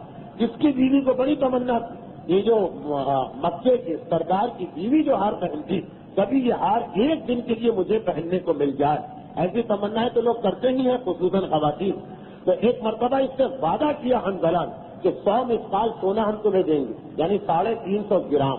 اور وہ ہندا کا جو اس کی ماں ہے حنظلہ کی, ہندا کے گلے کا ہاتھ ایک دن کے لیے نہیں, مکمل طور پہ تمہاری بیوی کو دے دیا جائے گا. بس شرط یہ ہے کہ تمہیں ایک کام کرنا, اور وہ یہ کہ تم جاؤ اور جا کر جو محمد کا نمائندہ علی اس وقت بیٹھا ہوا, اور جس کی وجہ سے اس وقت سارے مکے کا ماحول بدلا جا رہا, کیونکہ امیر المومنین کی امانتیں واپس کرنے سے جو 3 دن تک پیغمبر کو ڈھونڈ رہے تھے اور پیغمبر کے خون کے پیاسے تھے, کم از کم اس وقت وہ بھی پیغمبر کے نام کا کلمہ پڑھ رہے. تو سرداران قریش تو بے چین اور گھبرائے ہوئے, یہ تو بالکل ہی الٹا ہو گیا ہے ماجرا. تو کہا کہ تم جاؤ, جانے کے بعد علی سے ایک مطالبہ کرو تاکہ جو اس وقت ایک ماحول بن گیا ہے رسول کی تعریف کا, وہ ماحول ختم ہو کے رہ جائے. تم جا کے کہنا کہ میں نے محمد کے بعد ایک امانت رکھوائی تھی اور 80 مثقال سونا رکھوایا تھا. یہ 2 دعوے کرنا, 80 مثقال سونا تقریباً 250 گرام اور ایک امانت. تو اب 2 ہی صورتیں ہوں گی. وہ یہ ہے جو زیادہ عقل میں آنے والی کہ علی کو صاف منع کر دیں گے. اگر علی نے منع کیا ہمیں کہنے کا موقع مل جائے گا دیکھو چھوٹی چھوٹی امانتیں واپس کر دی, بڑی امانت کو لے کے چلا گیا ہے. وہ ایک مرتبہ جب پروپیگنڈا شروع ہو جائے اور حرم میں سب کی آنکھوں کے سامنے, تو بہرحال ان کے ذہن میں یہ خیال ہے کہ جو پیغمبر کی تعریف کر رہے وہ بھی شاید پریشان ہو جائے. اور یا پھر یہ ہو سکتا کہ علی رسول کی عزت کو بچانے کے لیے اپنی طرف سے 80 مثقال سونا دے دے, تو گھر بیٹھے سونا ملے گا. اور وہ جو کہا کہ اس کے ساتھ ایک امانت تو علی نہیں دے سکیں گے, تو جو مبہم بات ہے ایک امانت, اب علی کیا دیں گے ان لوگوں کے خیال میں. تو ہمیں سونا بھی مل جائے گا اور کہنے کا موقع بھی ملے گا کہ دیکھو سونا تو چھوڑ گئے, قیمتی امانت کو لے گئے رسول. دونوں صورتوں میں ہم کامیاب ہیں. پہلی صورت میں رسول کے خلاف مکمل طور پہ ہمیں موقع ملے گا کہنے کا, دوسری صورت کچھ پیسہ مل جائے گا اور پھر بھی رسول کے خلاف ہمارا پروپیگنڈا رہے گا. ایک مرتبہ عمیر ابن وائل ثقفی نے کہا کہ ٹھیک ہے تو یہ انعام اتنا بڑا دیا گیا کہ وہ بھی لالچ میں آ گیا, لیکن اس طرح تو نہیں دیں گے علی. وہ تو یقیناً کہیں گے کوئی گواہ وغیرہ ہے یا نہیں. کہا کہ گواہ مل جائیں گے, تم فکر نہ کرو اور گواہوں کے نام لکھ لو. ابو جہل پہلا گواہ بنے گا, ابو جہل کا بیٹا اکرما دوسرا گواہ بنے گا, عقبہ تیسرا گواہ بنے گا, میرا باپ چوتھا گواہ بنے گا, میں 5واں گواہ بنوں گا. ہم 5 آدمی تمہارے حق میں گواہی دینے کو تیار. جن 5 میں سے 3 تو سردار ہیں مکے اور 2 ان سرداروں کے بیٹے، ان سے زیادہ قابل بھروسہ گواہ اور کون سا ہوگا؟ ایک مرتبہ عمیر ابن وائل ثقفی اس حالت میں آ گیا اور پہنچا حرم میں اس وقت جب مولا کائنات ساری امانتیں دے چکی اور اٹھنے والے تھے، دامن جھاڑ کے اٹھنے والے تھے، ساری امانتیں تقسیم ہو گئی۔ ایک مرتبہ پہنچنے کے بعد کہتا ہے عمیر کہ اے ابو طالب کے بیٹے کہاں جا رہے ہو؟ علی نے کہا کہ فریضہ تھا میرے ذمے، اس کو میں نے پورا کر دیا اور بس اب میں گھر جا رہا ہوں۔ تو کہا مگر میں تو اپنی امانت لینے آیا، میں نے تمہارے بھائی کے پاس 80 مثقال سونا اور ایک مخصوص تھیلی کے اندر ایک امانت رکھوائی، لاؤ لا کر میری امانت دو۔ میرے مولا فوراً میرے مولا کو پتا چلا، بلکہ علم امامت سے تو پہلے سے پتا کہ یہ کیا ماجرا، لیکن علی ایک مرتبہ مسکرائے۔ جب سارا مکہ تو جمع ہے کیونکہ حرم میں تو ویسے ہی رش رہتا، اور پھر یہ تو امانتوں کی واپسی کا وقت ہے، اس وقت اور زیادہ رش۔ آپ نے کتنا بھی دیکھا ہوگا، یہ فطرت میں ہے انسان کی کہ جب اسے کوئی چیز ملتی تو بہت کم لوگ صبر کر سکتے ہیں کہ گھر جا کے چیک کریں، فوراً انسان وہی دیکھنے لگتا ہے، خصوصاً اپنی امانت۔ تبرک اگر تقسیم ہو کسی پیڑی میں تو لوگ وہی گیٹ پہ کھڑے ہو کے دیکھتے ہیں کہ ملا کیا چیز تبرک میں دی گئی، تو یہ تو سب کو امانتیں ملی، یہ تو سب لوگ ابھی حرم میں بیٹھے ہوئے اور دیکھ رہے ہیں کہ جو ہم تھیلی دے کے گئے تھے رسول کو، امانت کا طریقہ ہوتا ہے باقاعدہ تھیلی کو بند کر کے سلائی کر کے مہر لگا کے دی جاتی، ہر آدمی مہر توڑ کے اپنی امانت کو چیک کر رہا کہ کتنا بڑا مجمع ہوگا، اور اس مجمع کے اندر یہ بات کہہ دی عمیر ابن وائل ثقفی نے۔ میرا مولا مسکرایا، کہا اچھا تم نے ایک امانت دی تھی اور 80 مثقال سونا دیا؟ کہا کہ ہاں۔ اب سارے مجمع کو میرے مولا نے مخاطب کیا، کہا کہ میرے اس بھائی نے یہ بات آ کے کہی، بس آپ لوگ یہاں بیٹھے رہیے، میں اس مسئلے کو طے کرنا چاہتا ہوں، یہ بتاؤ کہ تمہارے گواہ کون سے؟ کہا کہ یہ 5 آدمی میرے گواہ۔ میرے مولا انہیں اسی مجمع کو جو ابھی اس وقت کم از کم علی کے فیور اور حمایت میں، ان کو مخاطب کر کے کہا کہ آپ ایسا کریں، اس مجمع سے کہا کہ تم لوگ ایسا کرو، یہ 5 گواہ ذرا دور بٹھا دیے جاتے، دور فاصلے پر، اور میں تمہارے سامنے ذرا بات کرنا چاہتا ہوں۔ وہ 5 گواہ بیٹھ گئے جا کے۔ میرے مولا نے ایک مرتبہ پہلے تو عمیر سے پوچھا کہ تم نے یہ امانت جو دی تھی میرے بھائی کو، میرے آقا کو، رسول کو، تو کس وقت دی تھی؟ اس نے کہا کہ صبح صادق کا وقت تھا، صبح صادق کا وقت تھا۔ اچھا میرے بھائی نے امانت لے کے کیا کیا؟ کہا کہ چونکہ وہ حرم کی جانب آ رہے تھے تو امانت لے کے انہوں نے اپنی جیب میں رکھی۔ میرے مولا نے کہا اچھا بیٹھ گیا، اس کو بٹھایا۔ تمہارا دوسرا گواہ کون ہے؟ کہا کہ وہ جو اکرما ہے ابو جہل کا بیٹا۔ یہ پہلا گواہ اکرما ابو جہل کا بیٹا، ایک مرتبہ اس سے بلوایا گیا۔ اچھا کیونکہ علی نے سارے مجمع کو اس مسئلے میں شریک کر لیا، جب سب کی دلچسپی بڑھ گئی، چنانچہ دوڑ کے گئے، کچھ نوجوان اکرما کو بلا کے لائے کہ چلو علی تمہیں بلا رہے۔ ایک مرتبہ عمیر کو بٹھا دیا کہ آپ تم خاموش رہنا، کچھ بولنا نہیں۔ اکرما سے کہا کہ اس عمیر نے یہ کہا کہ اس نے میرے آقا کو ایک امانت دی تھی، کیا تم اس کے گواہ ہو؟ اکرما نے کہا ہاں میں گواہ ہوں، یہ تو تیار شدہ بات تھی۔ یہ بتاؤ کہ کس وقت یہ امانت دی گئی؟ اب یہ چیز تو پہلے سے طے نہیں کی تھی۔ تھوڑا اکرما چکرایا، پھر اندازے سے کہا کہ چاشت کا وقت ہے، چاشت مانے صبح 10 بجے کا وقت۔ اچھا میرے مولا نے کہا پھر رسول نے کیا کیا؟ تو کہا کہ وہ چونکہ حرم سے گھر واپس جا رہے تھے تو امانت کو لے کے گھر میں چلے گئے، کہا تم بیٹھ جاؤ۔ تمہارا دوسرا گواہ کون ہے؟ کہا ابو جہل۔ ابو جہل کو بلایا گیا۔ ابو جہل ایک مرتبہ میرے مولا نے کہا کہ اے ہشام، یہ عمیر کا کہنا ہے کہ تم گواہ ہو امانت کی، یہ بتاؤ کہ یہ امانت کس وقت دی گئی؟ آپ کو یاد ہوگا اس سے پہلے واقعات بھی آپ نے سنے ہیں، اور 2 ہفتے پہلے میں نے خصوصاً جملہ بھی کہا، ابو جہل پیغمبر اسلام سے تو ہر موقع پہ مخالفت کرتا رہا، مگر تاریخ اسلام میں یہ ملتا ہے کہ مولا کے مقابلے میں کبھی نہیں آیا۔ جس وقت میرے مولا نے سوال کیا، ابو جہل نے کہا لا ادری، میں کچھ نہیں جانتا، مجھے اس معاملے میں معاف رکھو، میں اس معاملے کا گواہ نہیں۔ پھر ابو جہل کو وہیں بٹھا دیا، وہ صاف انکار کر کے پیچھے ہٹ گیا۔ اور تمہارا گواہ کون ہے؟ تو کہا کہ میرا تیسرا گواہ۔ اب ابو جہل تو ہٹ گیا تو یہ دوسرا گواہ بنا عقبہ۔ عقبہ بہت بڑا سردار ہے مکہ، عقبہ کو بلایا گیا۔ بھئی یہ امانت کس وقت دی گئی اور پیغمبر نے کیا کیا؟ اس نے کہا کہ دوپہر کا وقت تھا اور پیغمبر خود اب خدیجہ کے گھر کی جانب جا رہے تھے تو اپنے غلام سے کہا تھا کہ یہ امانت میری چچی کے گھر میں پہنچا دو۔ اچھا اور کون گواہ؟ کہا کہ وہ ابو سفیان گواہ ہے، اس کو بلایا گیا. اس نے اپنے اندازے سے کہا کہ یہ عصر کا وقت تھا اور پیغمبر اسلام حرم میں ہی بیٹھے تھے عصر کے وقت، امانت لے کے اپنے سامنے رکھ لی تھی. ایک مرتبہ کہا 5واں گواہ کون ہے؟ تو کہا کہ ابو سفیان کا بیٹا حنظلہ. اسے بلایا گیا، بھائی یہ کب کا واقعہ ہے؟ اس نے کہا کہ یہ رات کا واقعہ ہے، مغرب کا وقت تھا جب اس آدمی نے امانت دی. اور پیغمبر نے کیا کیا؟ کہا کہ پیغمبر اسلام نے اس امانت کو اپنے غلام کے سپرد کر کے اپنی بیوی خدیجہ کے گھر میں بھجوایا تھا. اب سارا مجمع تو یہ واقعات سن رہا. ایک آدمی کہتا ہے صبح کا وقت تھا، دوسرا گواہ کہتا ہے کہ چاش کا وقت تھا، تیسرا کہتا ہے کہ دوپہر کا وقت تھا، چوتھا کہتا ہے عصر کا وقت تھا، پانچواں کہتا ہے مغرب کا وقت تھا. ایک آدمی کہتا ہے کہ رسول حرم میں آ رہے تھے تو امانت جیب میں ڈالی، دوسرا گواہ کہتا ہے کہ پیغمبر واپس خدیجہ کے گھر کی جانب جا رہے تھے اس لیے یہ امانت فاطمہ بنت اسد کے یہاں بھیجوا دی، تیسرا کہتا ہے کہ پیغمبر اسلام نے یہ امانت غلام کے ذریعے خدیجہ کے گھر میں بھیجوائی، چوتھا کہتا ہے کہ اپنے سامنے رکھ لی. تو ایک مرتبہ یہ سب کے سامنے یہ واقعہ ہو رہا، خود ان گواہوں کو بھی پتا چل رہا ہے کہ کیا ہو رہا. ایک مرتبہ سب کے سر جھکتے چلے گئے اور بے اختیار عمیر ابن واحل ثقفی جو اتنی شدید توہین محسوس کر رہا ہے مجمع میں، کہتا ہے کہ اے علی مجھے معاف کر دو، مجھ سے بڑی شدید غلطی ہوئی ہے اور ان لوگوں نے بیٹے کا لالچ دے کے مجھے آمادہ کیا تھا کہ میں رسول کے خلاف گواہی دوں. اب وہی سازش جس انداز سے الٹی ہو گئی کہ سارا مجمع حیران و پریشان ہو گیا. ہم تو اپنے سرداروں، یہ بھی ایک مسئلہ ہے کہ بڑے بڑے سردار گواہ بن گئے، ہم تو اپنے سرداروں پہ اتنا بھروسہ کرتے تھے مگر یہ تو ایسے جھوٹے اور دغا باز نکلے. عرب کی اکثریت پیغمبر اسلام کی دشمن کیوں تھی؟ اپنے سرداروں پہ آنکھ بند کر کے اعتماد کرتی تھی. یہ ان کے سامنے سب کچھ ہو گیا. ابو جہل پھر بھی اپنی عزت کو بچا کے لے گیا کیونکہ اس نے اس مسئلے میں پڑھنے سے انکار کر دیا تھا، لیکن باقی سب کی ایک مرتبہ توہین ہو رہی. میرا مولا کہتا کیا ہے قریش کے نوجوان. اچھا اس قسم کے موقع پہ آپ کو معلوم بھی ہے کہ نوجوان ذرا زیادہ جوش میں آگے بڑھ کے آ جاتے ہیں.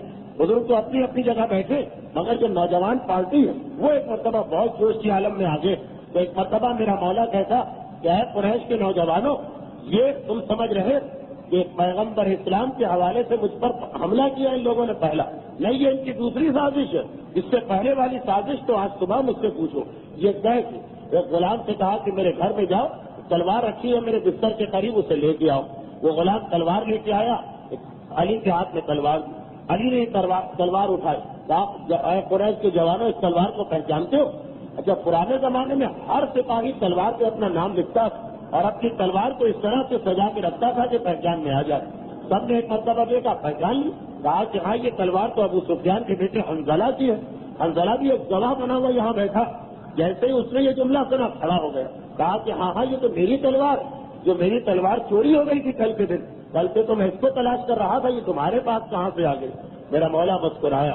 کہا اچھا یہ چوری شدہ تلوار، اتنا بتا دو کہ تم لوگوں کا غلام مہلا کہاں؟ مہلا ایک حبشی غلام کا خاندان ہے ابی سفیان کا، وہ کہاں؟ ابو سفیان نے کہا وہ تو طائف گیا ہوا، شام تک آ جائے گا. میرے مولا نے کہا شاید تم یہ سمجھ رہے ہو کہ وہ غلام اپنے منصوبے پہ عمل کرنے کے لیے کہیں بیٹھا، انہیں نہیں پتا کہ کیا گزری. اے قریش کے نوجوانوں آؤ میرے ساتھ. یہ کہے کہ میرے مولا نے اس مجمع کو لیا اور اپنے مکان کے قریب ایک مقام پہ پہنچے اور کہا کہ اس جگہ زمین کو کھودا.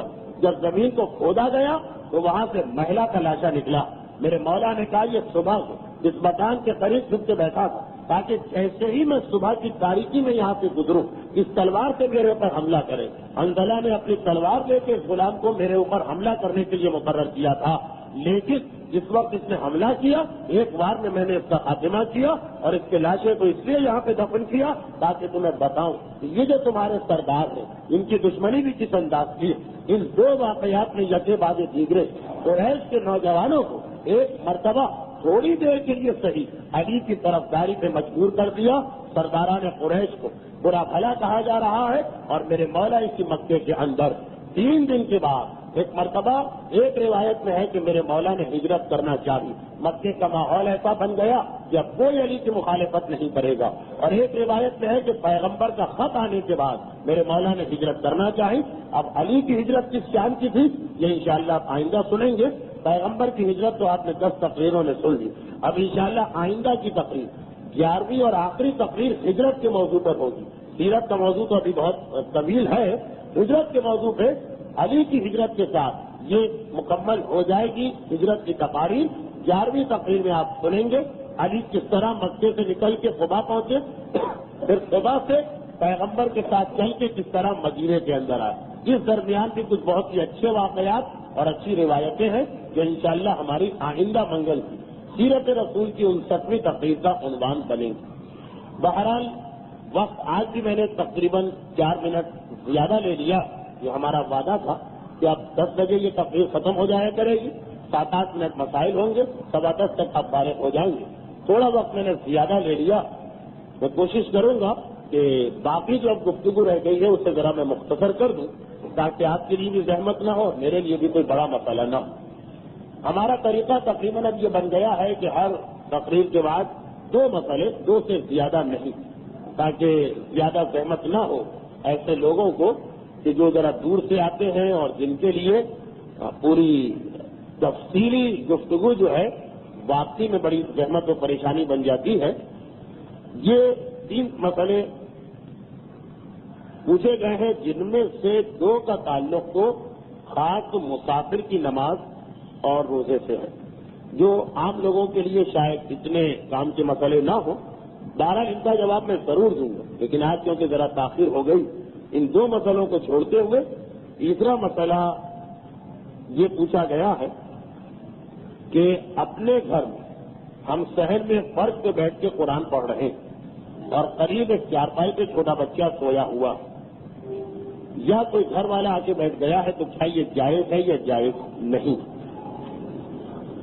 یہ مسئلہ اس کی بنیاد یہ ہے کہ قرآن ایک طرح سے نیچے ہو گیا کیونکہ ہم فرش پہ بیٹھے اور بچہ چارپائی پر ہے تو بچہ اونچا ہو گیا، یا گھر والے کوئی آ کے چارپائی پہ اگر بیٹھ جاتے تو چارپائی اونچی ہو گئی ہے۔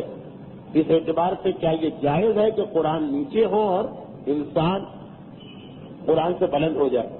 تو اس سلسلے میں زیادہ تفصیل میں جانے کا وقت نہیں ہے نہ ضرورت۔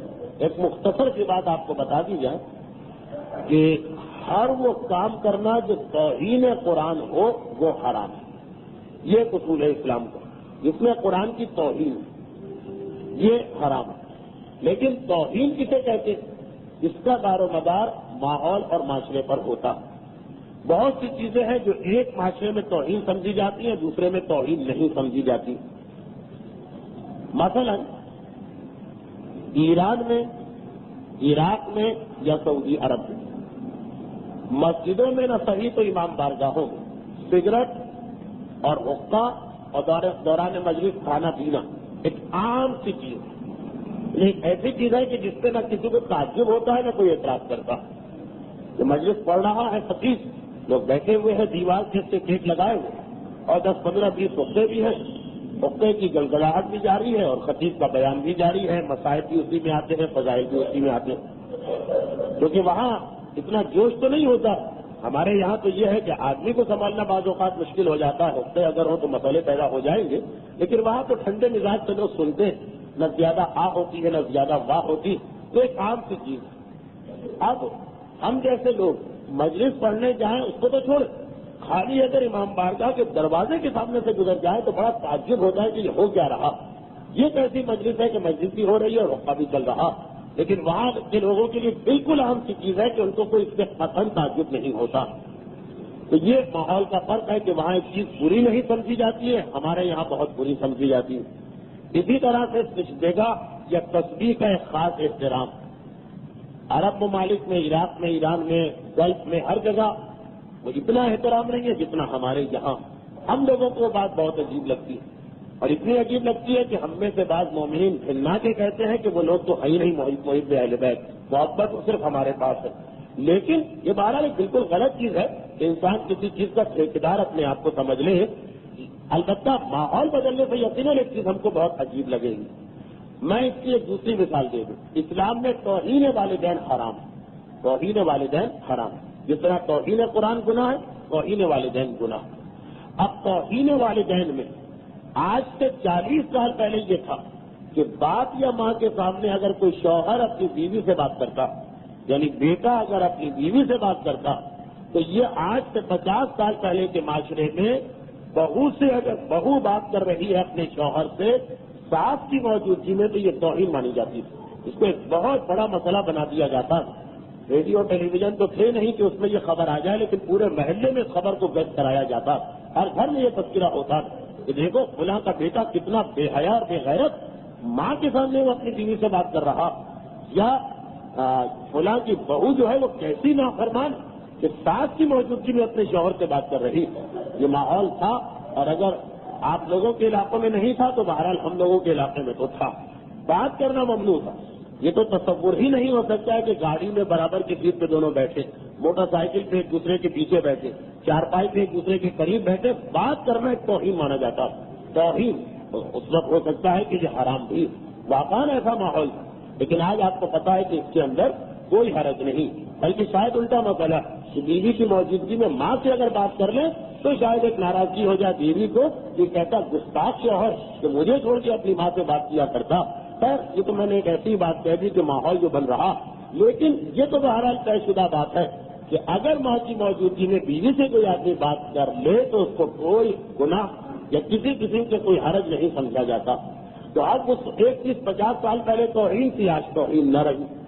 یا مثلا اور میں ایک واضح مثال دے دوں، یہ بھی شاید آپ کے ماحول میں نہ، کیونکہ یو پی کا ماحول الگ تھا، گجرات کا ماحول الگ تھا.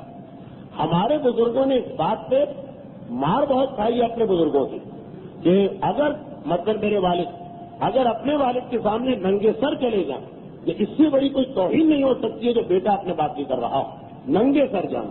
اور باپ کو چھوڑیں، کسی بھی بزرگ کے سامنے.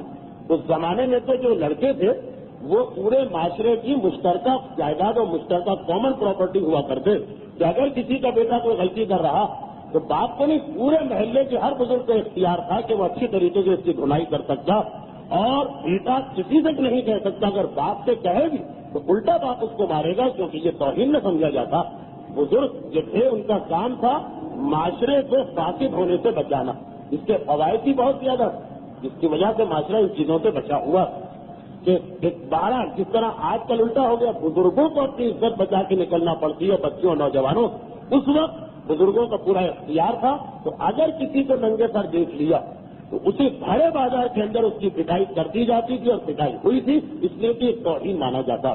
یہ توہین کی چیز تھی. لیکن آج بالکل عام سی چیز ہے، اس کے اندر کوئی توہین نہیں ہے، بلکہ خود بزرگ بھی اب بہت کم رہ گئے ہیں کہ جو مثلا ٹوپی ووپی پہن کے گھر سے نکلا کرتے ہیں، تو اس کو کوئی اب توہین یا برائی سمجھا ہی نہیں جاتا. تو یہ کیا چیز ہے کہ اس توہین کا تصور بدل جاتا. کبھی کوئی تصور ہوتا ہے، کبھی کوئی تصور ہوتا. تو اسلام کے احکامات بھی اسی طرح سے، جب توہین والدین میں اگر یہ آ جائے کہ بیوی سے بات کرو تو شاید یہ حرام ہو جائے. آج بیوی سے بات کرنا توہین والدین نہیں ہے تو یہ حرام نہیں. یہی مسئلہ قرآن کا، ہر وہ عمل جو توہین قرآن معاشرے میں سمجھا جائے، عام معاشرے کے اندر، وہ حرام. تو جس ماحول میں آپ رہتے ہیں وہاں پہ اگر قرآن کو نیچے رکھ کے ہم پڑھ رہے ہیں اور کوئی گھر والا اوپر بیٹھ جائے اور یہ توہین سمجھی جائے تو یہ وہاں پہ حرام اور گناہ ہے، اس سے بچنا پڑے. اور اگر کسی معاشرے میں اس کو توہین نہ سمجھا جائے تو وہاں پہ یہ عمل بالکل جائز ہے، کیونکہ اسلام نے اس کو حرام قرار نہیں دیا کہ قرآن کبھی نیچے نہیں ہونا چاہیے. اسلام نے اس کو حرام قرار نہیں دیا. خصوصیت کے ساتھ اگر وہ چارپائی جس پر بچہ یا گھر والے ہیں انسان کی پیٹھ کے پیچھے اور قرآن سامنے ہے تو قطعاً اس میں کوئی حرج نہیں. لیکن اگر چارپائی بھی سامنے ہے یا برابر میں ہے، آپ اپنے ماحول اور معاشرے کو دیکھیں کہ اگر آپ کے محلے والے یا آپ کے خاندان والے اس حالت میں آپ کے گھر میں آئیں تو وہ کیا سمجھیں گے؟ اس کو بہت برا سمجھیں گے، یا یہ کہ وہ اس کو نظر انداز کر دیں گے کہ نہیں یہ کوئی خاص بات نہیں. کیونکہ یہ ہم لوگوں پر بھی گزری ہوئی چیز. آج سے 4-5 سال 6 سال پہلے تک اگر قرآن خوانی ہو رہی ہے تو ذاکر اور خطیب اس وقت تک ممبر پہ نہیں جا سکتا جب تک کہ سب لوگوں سے پارے نہ لے لیے جائے. وہی مسئلہ آ جاتا ہے توہین کا کہ قرآن جو لوگ پڑھ رہے ہیں توہین کی یا کیلم کی مجلس میں قرآن نیچے ہے اور ذاکر اوپر آ گیا ممبر کے اوپر. لیکن اب یہ مسئلہ نہیں رہا. اب معاشرہ اس کو اتنی توجہ سے نہیں دیکھتا، عجیب نگاہوں سے اس کو نہیں دیکھتا ہے کہ جیسے خطیب نے کوئی گناہ کر دیا. اب تصور بدل گیا توہین کا، تو جو عمل پہلے حرام تھا اب وہی عمل اسلام کی نگاہ میں جائز ہو گیا. اور دوسرا اور آج کا آخری مسئلہ، یہ سوال جو کہ تواتر کے ساتھ گزشتہ 10-12 دن میں پوچھا گیا، مجھے نہیں پتا کہ یہ کسی خاص گروہ کا مسئلہ ہے یا غلط فہمی کوئی پھیل گئی، اس لیے میں زیادہ وقت لیے بغیر اس کی مختصر سی وضاحت کر دیتا ہوں، کیونکہ بہت سے لوگوں نے یہ سوال پوچھا سوال اگر کہ بہت ہی پرانے موضوع کا سوال یہ پوچھا گیا ہے کہ شوہر کا چچا یا شوہر کا ماموں وہ بیوی کے لیے محرم ہے یا محرم نہیں. یہ سوال پوچھا گیا ہے. میں نے کئی دفعہ اس کی وضاحت کی، لیکن ایسا لگ رہا ہے کہ کسی خاص وجہ سے یہ مسئلہ حال ہی میں ایک مرتبہ پھر بلند ہو گیا.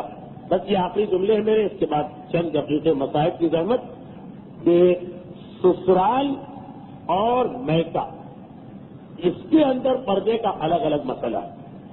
بیوی کے لیے یعنی ایک لڑکی کے لیے جب تک وہ اپنے میکے میں اس کے تمام چچا اور اس کے تمام ماموں محرم، جو سگے ماموں ہو یا سگے چچا ہو، رشتے والے نہیں، سگے یا سوتیلے، لیکن بہرحال ہو باپ یا ماں ایک ہی مشترک ہو. مثلاً ماں کا سگا بھائی یا ماں کا سوتیلا بھائی، لیکن ماں کا پھوپھی دار چچا دار بھائی وہ محرم نہیں. میکے کے اندر جتنے چچا ہیں اور جتنے ماموں، جتنوں سے مراد کیا ہے؟ یعنی اپنا چچا اور اپنا ماموں یہ بھی محرم ہے. اپنے والد کا چچا اور اپنے والد کا ماموں وہ بھی محرم ہے. اپنی والدہ کا چچا اور والدہ کا ماموں وہ بھی محرم ہے. اپنے دادا کا، دادی کا، نانا کا، نانی کا ان کے بھی چچا اور ماموں وہ بھی محرم ہے. اور پر دادا اور پر دادی اور پر نانا اور پر نانی کے بھی جتنے چچا اور ماموں ہیں وہ سب کے سب محرم. یہ پورا سلسلہ اوپر تک چلا جاتا کہ جس طرح اپنے چچا محرم ہے، ماں کا چچا بھی محرم، نانی کا چچا بھی محرم ہے، پر نانی کا چچا بھی محرم. لیکن سسرال میں یہ مسئلہ نہیں چلتا. سسرال میں کیا ہے کہ صرف 4 رشتے دار ہیں جو محرم. اگر کہ ان میں سے ایک کو تو محرم کہنا فقہی اعتبار سے غلط ہے، لیکن سمجھانے کے لیے شوہر محرم، اگر کہ شوہر کو محرم کہا نہیں جاتا، لیکن بہرحال شوہر سے پردہ نہیں ہے وہ محرم. شوہر کے والد محرم، شوہر کے والد محرم ہے، ان سے پردہ نہیں. شوہر کا اگر کوئی سوتیلا پہلے سے کوئی بیٹا جو اس کا سوتیلا بیٹا ہوگا یہ محرم. اور جب یہ عورت کی اولاد کی شادی ہوگی تو اس کا داماد اس کے لیے محرم. سسرالی رشتے داروں میں یعنی سسرالی کا مطلب جو نکاح کے ذریعے سے محرم بنتے، شوہر ہے، خسر فادر اللہ یعنی شوہر کا باپ، شوہر کا پھر بیٹا ہے اور اپنا داماد. داماد تو خیر بہت بعد کے مرحلے کی بات ہے. فی الحال تو شادی کے بعد یہ 3 رشتے دار محرم ہوتے. شوہر تو خیر ہے ہی شوہر، ایک محرم تو 2 ہی بچے، ایک سوتیلا بیٹا اور ایک باپ. اس کے علاوہ سسرال میں اور کوئی شخص بھی محرم نہیں. ہاں شوہر کا باپ محرم ہے، لیکن باپ میں شوہر کا دادا بھی آ گیا، نانا بھی آ گیا. چچا نہیں ہے، چچا محرم نہیں ہے، ماموں محرم نہیں. نہ شوہر کے چچا اور ماموں، نہ شوہر کے والد کے چچا اور ماموں، نہ شوہر کی والدہ کے چچا اور ماموں. کوئی بھی چچا اور ماموں سسرال کے حوالے سے ہے تو وہ محرم نہیں ہوتا ہے، میکے کے حوالے سے ہے تو وہ لڑکی کے لیے محرم ہوتا ہے، پردے کی ضرورت نہیں. سسرال تک کے جو چچا اور ماموں ہیں وہ محرم نہیں. ایک ہمارے یہاں جگت چچا اور جگت ماموں ہوتے ہیں جو پورے شہر کے چچا ہوتے ہیں اور پورے شہر کے ماموں ہوتے ہیں اور ان کو محرم سمجھا جاتا. عجیب بات یہ ہر خاندان میں ایسے کچھ ہوتے ہیں ان کو محرم سمجھا جاتا. اور وہ تو نامحرم ہے، حرام ہے، گناہ. ان کے لیے پردے دار لڑکی کو یہ سمجھ کے دیکھ لینا کہ یہ تو میری بچی کی برابر یا پوتی کے برابر ہے یا پر پوتی کے برابر، کسی کے بھی برابر ہو، لیکن شرعن وہ حرام ہے. شرعن سسرال کے اندر صرف شوہر اور شوہر کا باپ اور سوتیلا بیٹا، چچا وغیرہ کوئی بھی اس کے اندر محرم نہیں. اپنے چچا محرم ہے، شوہر کے چچا محرم نہیں. ہمارے یہاں اس کو چچا خسر، ممیا خسر کہا جاتا ہے. اس رشتے کا یہ نام پتا نہیں کہ آپ کی زبان میں کیا نام ہے. بہرحال یہ سب کے سب نامحرم، اور نامحرم ہونے کی وجہ سے اگر کبھی اس شوہر کا انتقال ہو جائے تو ان سے شادی بھی جائز ہے اور پردہ بھی ان کے لیے ان سے واجب ہے. تو یہ وہ رشتے دار ہیں کہ جو نامحرم ہے اور ان سے عورت کو پردہ کرنا پڑے گا، چاہے یہ کتنے ہی بزرگ کیوں نہ ہو. اور یہ شوہر کا چچا کتنا ہی بزرگ کیوں نہ ہو، بہرحال اس سے عورت کے لیے پردہ واجب. شوہر کا ماموں کتنا ہی بزرگ کیوں نہ ہو، پردہ واجب. اس لیے کہ بزرگی، تقدس، احترام اپنے مقام پر، شریعت کا حکم اپنے مقام پر. یہی وجہ کہ بعض مقاتل کی یہ روایت آئی کہ میدان قیامت میں جب شہزادی فاطمہ کی سواری آئے گی اور ایک مرتبہ یہ حکم جاری کیا جائے گا کہ یا معاشر الجن والانس، اے انسانوں اور جنوں اپنی نگاہوں کو نیچی کر لو، آنکھیں بند کر لو، اس لیے کہ رسول کی بیٹی کی سواری گزر رہی. تو اس وقت اس حکم کا اطلاق انبیاء اور مرسلین پر بھی ہوگا. انبیاء کے اس حکم کا اطلاق ہوگا انبیاء جو بالکل معصوم ہیں، جہاں پہ کوئی تصور نہیں ہو سکتا کسی گناہ یا غلطی کا، تو تقدس، بزرگی یہ شریعت کے احکامات کو نہیں بدلا کرتی ہے۔ حکم آئے گا یا معاشر الانبیاء، اے گروہ انبیاء، آج تمہیں بھی اپنی آنکھیں بند کرنا ہے، آج تمہیں بھی سر پہ جھکانا ہے، بنت رسول کی سواری گزر رہی ہے، چنانچہ عیسیٰ ہو یا موسیٰ ہو یا یوسف ہو یا یعقوب ہو یا داؤد ہو یا سلیمان ہو، جن انبیاء کو بھی اپنی آنکھیں نیچی کرنا پڑیں گی۔ بلکہ ایک مقتل میں تو لکھا ہے، ایک مرتبہ حکم آئے گا، اے میرے حبیب محمد تم بھی اپنی آنکھوں کو بند کر لو، اے میرے ولی علی تم بھی اپنی آنکھوں کو بند کر لو۔ ایک مرتبہ رسول علی سوال کریں گے، بار الہ یہ حکم ہم کو کیوں دیا جا رہا ہے؟ اس لیے کہ رسول کہیں گے فاطمہ میری بیٹی ہے، علی کہیں گے فاطمہ میری بیوی ہے، تو جواب آئے گا باقی کو حکم دیا جا رہا فاطمہ کے پردے کی وجہ سے، اور تمہیں اس لیے حکم دیا جا رہا ہے کہ آج جس حالت میں فاطمہ آ رہی ہے، اے رسول شاید تم بھی اپنی بیٹی کو اس حالت میں نہ دیکھ سکو، اے علی شاید تم بھی اپنی بیوی کو اس حالت میں نہ دیکھ سکو، اس لیے کہ آج جو فاطمہ آئے گی گھوڑے کا وہ زخم لے کے آئے گی، اسی زخمی حالت میں آئے گی، شکستہ پہلو کے ساتھ آئے گی، اور اس حالت میں آئے گی کہ امت کی بخشش کا جو سامان لے کے آ رہی ہے اس میں علی اصغر کا کرتا ہے، عباس کے کٹے ہوئے بازو ہیں، رسول بھی اپنی بیٹی کو نہیں دیکھ سکتے، علی بھی اس منظر پہ کیسے نگاہ ڈالیں؟ اور ایک مرتبہ آ کر فاطمہ کہے گی پروردگارا دنیا کے دربار کے بعد آج میں تیرے دربار میں آئی ہوں اور ان تمام مظالم کی کہانی سنانے آئی ہوں جو مجھ پر اور میری اولاد پر روا رکھے گئے۔ ایک مرتبہ اپنے مصائب بیان کرنا شروع کیے، اور پھر ایک مرتبہ حسین کے مصائب، یہ میرے اصغر کا کرتا ہے، یہ میرے بیٹے عباس کے کٹے ہوئے بازو ہیں، اور آخر میں فاطمہ کہیں گی پروردگارا بس میں یہ چاہتی ہوں کہ میدان قیامت میں ایک مرتبہ اپنے حسین کو دیکھ لوں۔ حکم دیا جائے گا دیکھو تمہارا حسین تمہارے سامنے ہے۔ ہائے رسول و علی نے فاطمہ کو دیکھ کے آنکھیں بند کی، حسین کو دیکھ کے ایک مرتبہ فاطمہ کی آنکھیں بند ہوں گی، بے اختیار چیخ ماریں گی، ہائے میرا بیٹا، کیونکہ روایت یہ ہے حسین کا گلا کٹا ہوا ہوگا، خون جاری ہوگا، اور حسین کی ماں خس کھا کے میدان قیامت میں گر پڑے۔